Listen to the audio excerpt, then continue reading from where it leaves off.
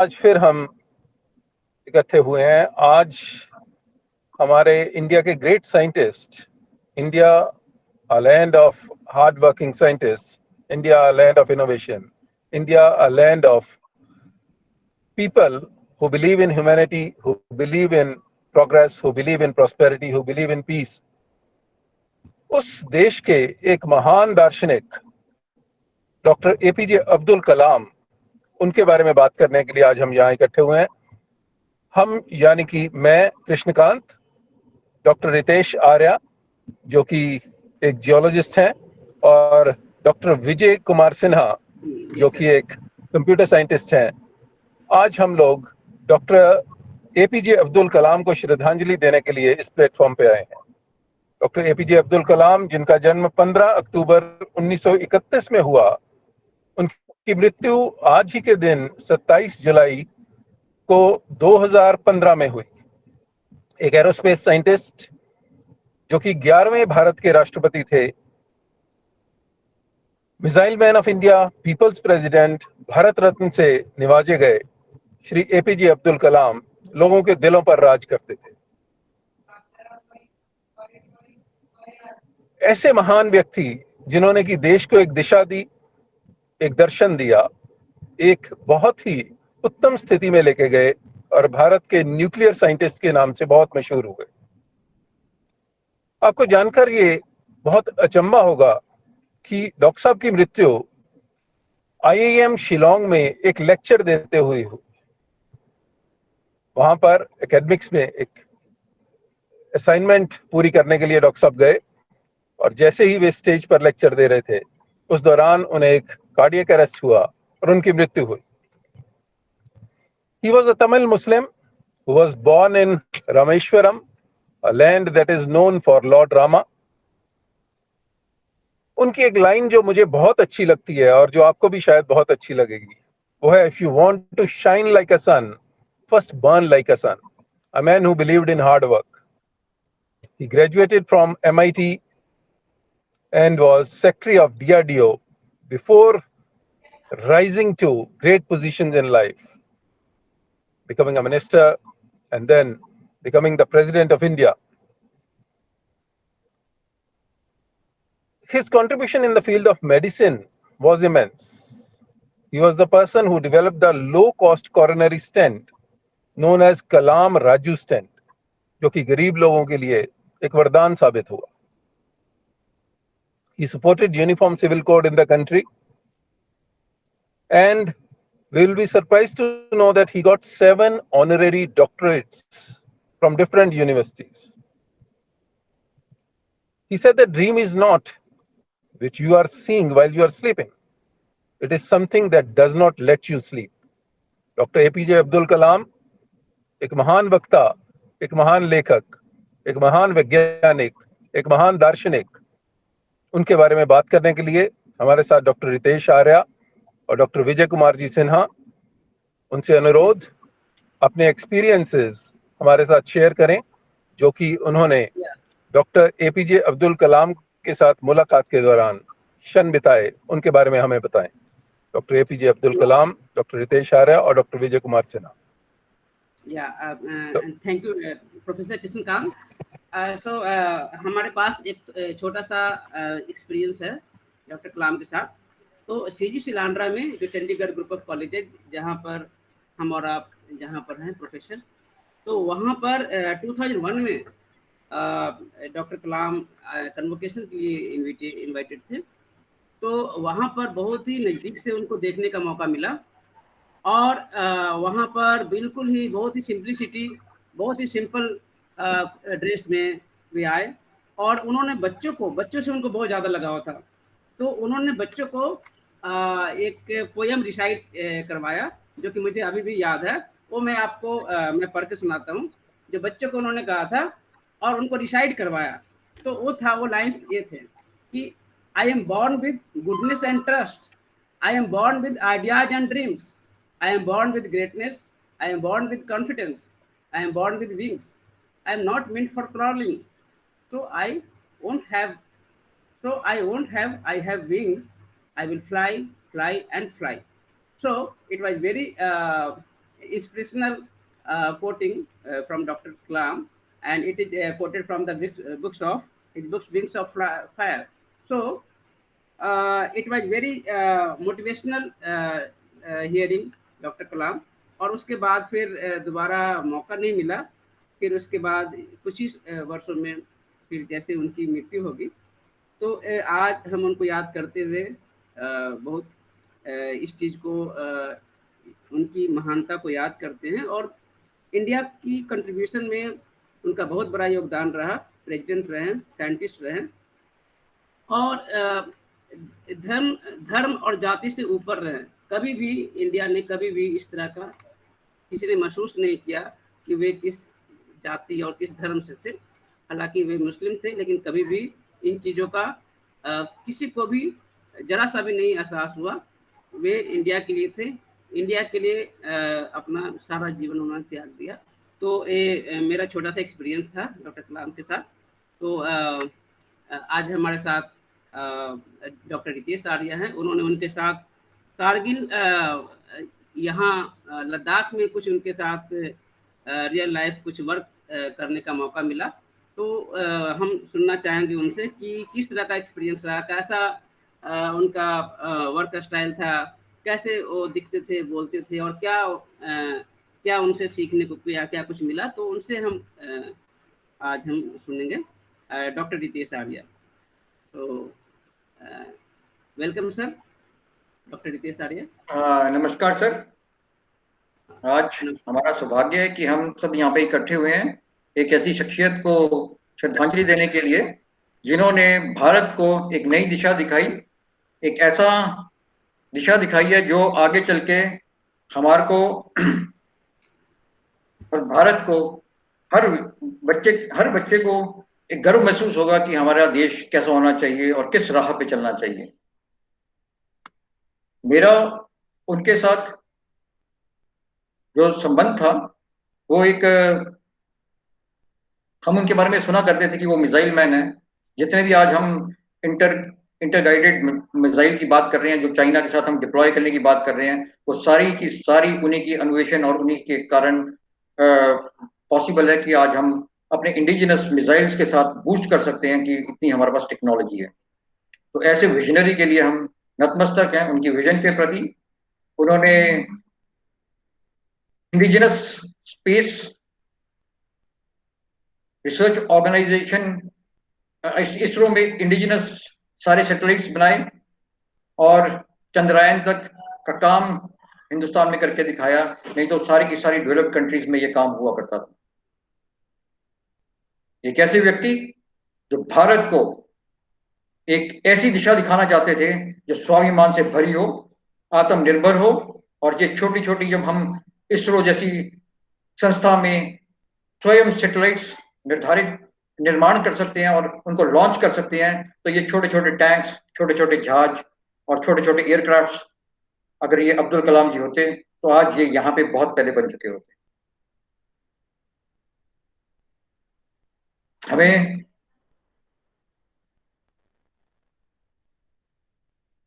याद आ रहा है कि जब ये चीफ साइंटिफिक एडवाइजर थे प्राइम मिनिस्टर को 92 से लेकर 99 तक, तो ये डीआरडीओ के बहुत इन्होंने कार्य किया और डीआरडीओ इनके उस टाइम बहुत एक्टिव हो गया था हर चीज के लिए। हर चीज में वो चाहते थे कि ये सब हम डिफेंस में सारा आत्मनिर्भर बने। मैं उस टाइम एक हाइड्रोजियोलॉजिस्ट के रूप में कार्य कर रहा था हिमाचल प्रदेश में, और 3 साल के पूरे रिसर्च के बाद एक मैंने मॉडल प्रिपेयर किया था, conceptual model to explain occurrence and movement of ground water resources, और चाइना में मैंने ये 1996 में प्रस्तुत किया, और पूरे हिमालयस में ग्राउंड वाटर की मूवमेंट कैसे होती है। इसी के कारण मुझे दलाई लामा जी 1959 में जब आए थे तो कोई 3,800 तिब्बती उनके साथ जब चाइना ने उन पे अटैक कर दिया था तो वो यहाँ पे आ गए थे, और कुछ 3,800 तिब्बती वो लद्दाख में रह गए थे। तो मेरे को जब मैं वहां से मॉडल कर रहा था प्रस्तुत, तो ये आया कि ये तिब्बती हैं जो इनको पानी देना है, तो इस कारण मैं वहां पे लद्दाख में पहुंचा। और 1997 से लेकर 1998 तक मैंने पूरे के पूरे जो 3,800 तिब्बती थे, जितने भी कैंप्स थे चाइना बॉर्डर के साथ चांगथांग एरिया में, लेह में, सुंदो में, सब जगह उनको पानी मुहैया कराया। हनले तक हमने उनको पानी मुहैया कराया, चाहे वो स्कूल के एरियाज थे। और इनको पूरे के पूरे 24/7 वाटर सप्लाई हमने दी। इसी को देखते हुए वहां पे एयरफोर्स में ये विंग कमांडर खान थे, एओसी आलूवालिया साहब, और इन्होंने हमारे को, क्योंकि इनको भी एयरफोर्स स्टेशन में उस टाइम पानी की बहुत प्रॉब्लम थी, तो इन्होंने वो कार्य हमारे को सौंप दिया और हमने वहां पे ग्राउंड वाटर डेवलप किया पूरे के पूरे ले एयरफील्ड के लिए, और अपनी एयरफोर्स को पूरा ले में पानी मुहैया कराया। जब मैं ये कर रहा था तो उस टाइम एयरफोर्स चॉइस में भी बड़ी प्रॉब्लम हुआ करती थी। ये सियाचिन का सेक्टर है, तो यहाँ पे ये जो हम देख रहे हैं इस साइड, ये जो है ये सारी की सारी श्योक नदी है। तो जब भी पानी आता था यहाँ से ये क्रॉस किया जाता था। जब ये क्रॉस करते थे तो सर्दियों में ये फट जाता था। तो ये एक बड़ा इनके लिए विषय था। उस टाइम अब्दुल कलाम जी ये सेक्रेटरी थे। तो और उसी इसके दौरान ही क्या हुआ था, कारगिल की लड़ाई वहां पे शुरू हो गई थी। तो एकदम उनका सारा का सारा ध्यान इस तरफ बढ़ गया। और यहाँ पे हमने उससे पहले यहाँ पे श्योक नदी के दूसरे ये एयर स्ट्रिप के दूसरी जगह हमने डेवलप कर दिया ग्राउंड वाटर, और फिर उसके बाद कोई प्रॉब्लम नहीं आई। ये एयरफोर्स में हमने किया। फिर ये कारगिल की जब लड़ाई होगी तो फिर सारा का सारा ध्यान डीआरडीओ का, अब्दुल कलाम जी का बहुत फोकस लद्दाख की तरफ आ गया था। और उन्होंने एक जब विजिट किया तो ये एक एक सीधा सा उनका एक मैसेज था कि जब सारा स्टडी किया कि ये सियाचिन सेक्टर पूरा डेजर्ट का सेक्टर है, और हमारी उन्होंने देखा सबसे बड़ी प्रॉब्लम्स थी कि सारा का सारा एक अंडा भी लेना है, एक चावल भी लेने, आटा भी लेना है, चाहे आलू लेना है, चाहे टमाटर लेना है, वो सारा का सारा चंडीगढ़ से जाता था। वहां पे एयरलिफ्ट होता था, सर्दियों में बहुत दिक्कत आती थी। तो इन्होंने यहाँ पे जो फील्ड रिसर्च लेबोरेटरी थी प्रतापपुर में, यहाँ पे डॉक्टर पांडे थे, तो इनसे सब जब बात की तो ये सारी बात आई कि क्या प्रॉब्लम है यहाँ पे, क्यों नहीं हम प्रोडक्शन कर सकते। तो उन्होंने बोला हमने ना यहाँ पे बहुत कोशिश की है, ये डेजर्ट है सारा, इन्होंने डेवलप तो कर लिया था खेती बाड़ी के लिए, और यहाँ से पानी जब ये शोक नदी से लिफ्ट करते थे तो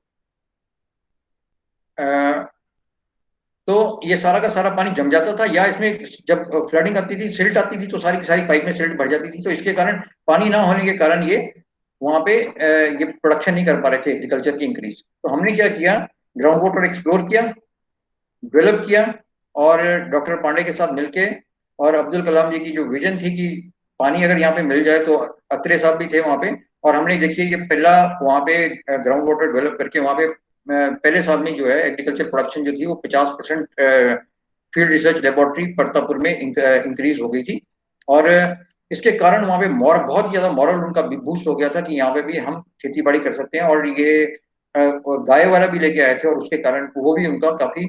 तो अब्दुल कलाम जी का एक बहुत ही स्ट्रॉन्ग विजन था उस टाइम जब वो डीआरडीओ के करते थे शेयर, कि हम हर फौजी को ऐसी यहाँ पे सहूलियत दें कि उसको यहाँ पे होम लगे, ऐसा ना लगे कि पनिशमेंट पोस्टिंग मिल गई। यानी कि लद्दाख में उस टाइम कोई भी जाता था तो ये लगता था यार अब यहाँ पे कहाँ आगे 1-2 साल काटने पड़ेंगे, लेकिन वो सब उनको पनिशमेंट पोस्टिंग मिलती थी। लेकिन इनका ऐसा विजन था कि हम उनको ऐसा बेहतरीन स्ट्रक्चर दें कि वो अपना घर भी भूल जाए, उनको यहाँ पे हर वो यहाँ पे बंदा इसलिए आए कि यहाँ पे मेरा इतना अच्छा स्टे है और इतना कंफर्टेबल स्टे है कि हम। तो ये जो बातें थी मेरे को इतनी प्रभावित किया, और फिर हमें हमें मौका मिला वहां पे सियाचिन में काम करने का। तो सियाचिन में जब हम गए तो देखा कि यहाँ पे ये सियाचिन है पीछे, सारा की सारा ये सियाचिन की वो पहाड़ियां हैं, और ये सारा सियाचिन सेक्टर है। तो यहाँ पे सारा का सारा पानी जम जाता था। और जब इनसे पानी मांगा गया तो हमने तो ये सिलियां जो है, बर्फ की सिलियां, ये सियाचिन नदी है, आप देख रहे सिल्ट भी है इसमें गर्मियों में, और यहाँ पे बर्फ। तो ये सारी सिलियां लेके आते थे और इसको पिघला के ये पानी को गर्म करते थे। और फिर वहां पे हमने ग्राउंड वाटर डेवलप करके आर्मी को 24/7 पानी मुहैया कराया। और 2000 के बाद, कारगिल की लड़ाई के बाद, और उनका तो ये सियाचिन सेक्टर में भी उनको अब पानी पिघलाने की जरूरत नहीं थी, और 24 घंटे 365 दिन वो पानी आराम से मुहैया हो गया था उनको। तो ये ग्राउंड वाटर की डेवलपमेंट थी, और ये हमारे ट्रूप्स ने भी वहां पे पानी पिया। तो ये सारा का सारा जो विजन था उसका एकदम अब्दुल कलाम जी का बहुत ही क्लियर था। और एकदम वो चाहते थे कि हम सारे के सारे इंफ्रास्ट्रक्चर ऐसा क्रिएट कर दें कि आर्मी के कोई भी बंदे को प्रॉब्लम ना आए। और वो एक दूसरी तरफ ये भी लोकल लोगों के बारे में भी सोचते थे कि अगर हम यहीं पे पैदावार एग्रीकल्चर बढ़ा सकते हैं तो जमीन बहुत उपजाऊ है, सिर्फ पानी की कमी है, तो अगर पानी मिल जाए यहाँ पे सारा तो हम जो लोकल वहाँ पे लद्दाखी लोग हैं उनको भी हम काफी पानी मुहैया करा सकते हैं। तो सॉरी, पानी मुहैया नहीं करा सकते, मतलब उनको रोजगार दे सकते हैं और उनके पास इनकम जनरेशन का सोर्स हो जाएगा, क्योंकि जो चंडीगढ़ से या सामान वहां पे ले में जाता था वो नहीं जाएगा और वहीं पे सारी प्रोडक्शन आपकी वहीं पे हो जाएगी। तो इनको भी, दोनों को बेनिफिट हो जाएगा, म्यूचुअल बेनिफिट हो जाएगा और ये परमानेंट सोर्स ऑफ इनकम हो जाएगी। तो ये, क्योंकि कारगिल की लड़ाई के बाद क्या हुआ था, एकदम टूरिस्ट एकदम बंद हो गया था, जिसके जो इकोनॉमी वहां की थी वो टूरिज्म ज्यादा बेस हो गया था। पर जब लड़ाई हो जाती है कोई भी, तो हम लोगों को इतना इफेक्ट नहीं होता कि लड़ाई हो रही है, लेकिन जो बॉर्डर एरियाज हैं जैसे लद्दाख का एरिया, जो कारगिल का एरिया है, या और भी जो बॉर्डर एरियाज हैं, वहां पे अगर थोड़ी सी भी लड़ाई हो जाती है तो सारा उनका इकोनॉमी ध्वस्त हो जाती है, क्योंकि लोगों का टूरिज्म पे पर बहुत डिपेंडेंसी होती है। तो जब लड़ाई जैसी कोई बात हो जाती है, जैसे इस बार गलवान वैली होगी, तो सारे होटल्स खाली हैं, सबके पास कोई रोजगार नहीं है, तो वो एक इकोनॉमिक फैक्टर होता है जो लोकल्स को वहां पे बेयर करना पड़ता है। हमारे को इतना ज्यादा बेयर नहीं करना पड़ता वो लड़ाई का, मतलब हमारे लिए तो ये है कि चलो ये वो हो गया, ये हो गया। लेकिन जो लोकल लद्दाखी लोग थे उनके बारे में अब्दुल कलाम सोचते थे कि अगर अगर ये एग्रीकल्चर प्रोडक्शन वहीं पे शुरू हो जाए तो जो उनके पास है परमानेंट एग्रीकल्चर लैंड सबके पास है वहां पे, तो उनके पास एक परमानेंट सोर्स ऑफ इनकम हो जाएगा और उनको टूरिज्म के अलावा भी एक सोर्स परमानेंट हो जाएगा। तो ये बहुत बड़ी बात थी उनका, था मतलब कि एनर्जी, हम रिन्यूएबल एनर्जी सोचें और जितनी भी डिपेंडेंसी है फॉसिल फ्यूल से डिक्रीज करें। और उसके बाद जब मैंने इसमें रिसर्च की काफी, तो मेरे को लगा कि हाइडल पावर भी जैसे वहां पे 45 मेगावाट का स्टेशन बन चुका है लद्दाख में, लेकिन सर्दियों में क्योंकि डिस्चार्ज डिक्रीज हो जाता है तो सिर्फ वो 11 मेगावाट रह जाता है और वो बॉर्डरलेस तक अभी तक। तो हम क्या कर सकते हैं, वहां पे जियोथर्मल एनर्जी का हमने स्टडी किया था 2010 में इंडो नॉर्वे आइसलैंड के साथ। और वहां पे हमने पाया था कि पुगा में, जुमाथांग में, चुशुल में, सियाचिन में भी हमने नया जियोथर्मल फील्ड देख ली थी कि गर्म पानी वहां पे मिल सकता है। तो अगर हम ये साइट्स वहां पे पेनामिक में भी डेवलप कर सकते हैं, तो ये सारी की सारी अगर हम ये डेवलप कर लें तो पूरे का पूरा हम जो बॉर्डर एरियाज हैं वहां पे हम 24/7 गर्म पानी भी दे सकते हैं, उनको एनर्जी भी दे सकते हैं, डिपेंडेंसी सोलर पे नहीं रहेगी, हमारी हाइडल पे नहीं रहेगी। तो एक बहुत बड़ा एक अचीवमेंट हो जाएगी। और फिर उनका ये भी था कि इंफ्रास्ट्रक्चर पे हम काफी पैसा खर्च करें और कोई भी चीज ऐसी नहीं लगनी चाहिए हमारे हमारे सोल्जर्स को जिससे वो ये हीन भावना उनमें आए, क्योंकि अगर वो कोई भी चीज, तो ये बहुत था कि उनका जो स्टेट ऑफ आर्ट टेक्नोलॉजी वो लेके आना चाहते थे कि यहाँ पे जो हट्स हैं वो सारी बहुत बेहतरीन बने आर्मी और आर्मी के लिए। और वो जो फिर मेरे को लगा कि जब मैंने उसमें उसके बाद जब मैंने काफी स्टडी किया तो मेरे को लगा कि हमारे को यहाँ पे बेसिकली जो कंसेप्ट देना चाहिए वो देना चाहिए स्मार्ट बॉर्डर विलेजेस का। तो और इनकम बूस्ट करने के लिए मेरे को लगा कि वहाँ पे एक बॉर्डर टूरिज्म हमारे को कर देना चाहिए। और मेरे को बहुत खुशी है कि आज का न्यूज़पेपर मैं पढ़ रहा था तो सियाचिन के लिए हमारी गवर्नमेंट ने अब टूरिज्म शुरू कर दिया है। तो ये बहुत अच्छा स्टेप है। और इंडिया टुडे ने जब आर्टिकल हमारा वहाँ पे गर्म पानी का निकला था तो उसमें मैंने साफ कहा था 2011 में कि आज हमारे जरूरत है सियाचिन में टूरिज्म देने की, और वो बात आज सच हो रही है। तो मेरे को इतना खुशी हो रही है कि सियाचिन में अब कोई भी बंदा यहाँ पे ले में जाएगा।